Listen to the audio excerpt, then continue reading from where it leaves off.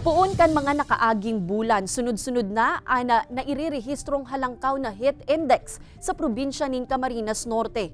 Huli kay ni pirang mga banwaan asin eskwelahan naman ang nagpautob nin asynchronous classes huli sa labing init kan panahon.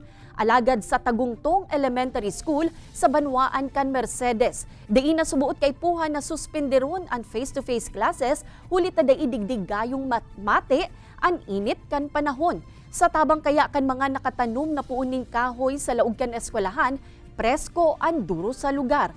Puun kaya kan taong 2020 nakaugalian na kan eskwelahan, partikular na kan grade 6 students, ang pagtatanom nin puuning kahoy antes sinda maggraduar.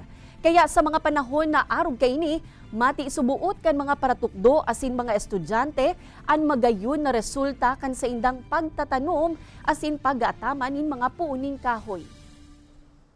So ang nagiging hugutan lamang ay sa ngayon yung Tagungtong Elementary School adheres to these programs, particularly in tree planting, kasi ito lang naman yung magiging pamana natin sa ating future generation.